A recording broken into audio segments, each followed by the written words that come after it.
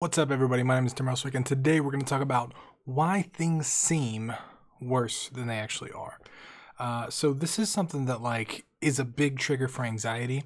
It's a big trigger for panic attacks. It's a big trigger for just introverted behavior, not talking to people, not communicating. Like when things just seem worse than they are, it makes you worry. It makes you, think about stuff. Makes you leave the moment and go into different states of mind, and it's just it does a lot of things, right? And when you experience a situation, I'm going to talk specifically about like interpersonal and anxiety and that kind of thing, rather than the deep dark side of worrying and all that stuff. But let's say you go in a situation, right?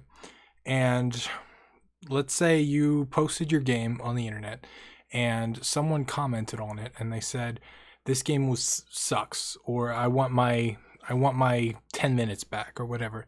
Something that's just like stupid and shouldn't affect you. But it does. And you can read through that. You can have 1,000 positive comments, but you can see that negative comment could still kind of irk you. And then you can start to think, okay, what if people really hate it secretly? And you go through the comments, maybe there's a few more negative comments, right?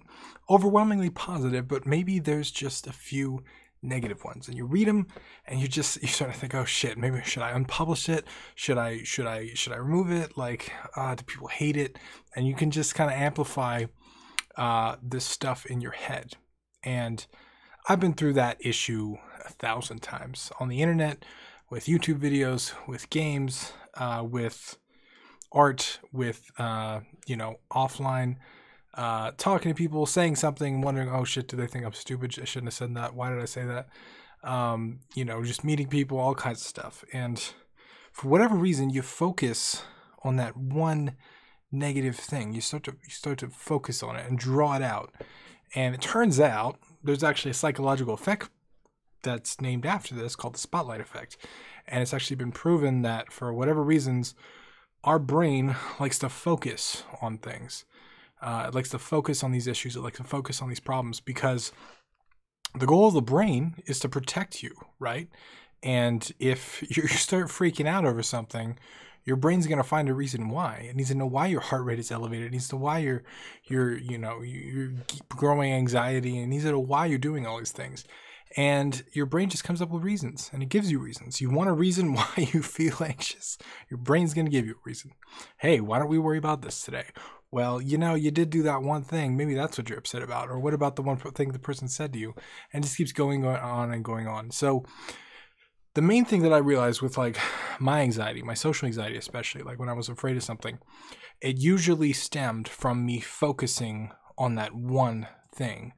Shit, I didn't say the right words, or I made a joke that might have been insensitive. Does everybody think I'm insensitive? Everybody's not saying anything, but maybe they all think I'm insensitive. Oh shit, that person's talking to that person. Maybe he's telling him, maybe he's talking shit about me, and we're just, off the rails. But it would all start from that focus of the one thing that just, for whatever reason, was overly negative. And this is kind of a lesson too, right? Like if you think about the spotlight effect and you realize that it's happening, you can kind of stop it. So if your anxiety or your worry, or you go down that rabbit hole of just, negative thoughts, you can observe yourself and say, hey, am I spotlighting something negative? Am I blowing this thing out of proportion? Am I taking this one little thing and making it worse? And most of the time I realize that my anxiety and stuff comes from just taking things like that the wrong way, or taking them too far rather, and just focusing on the thing. And once I realized that, once I was able to kind of realize that, okay, I'm focusing on the negative thing, then really look at the math, right? Like with YouTube comments, if I get 2 or 3 that are just shitheads and they're really mean to me and they say really mean things, because I do get some really mean comments, I can really look at that mathematically and say, okay, there's 3 really negative comments, but there's thousands of really great comments. Mathematically, that is not statistically significant, right? Overall, people understand what I'm trying to say. They agree with me.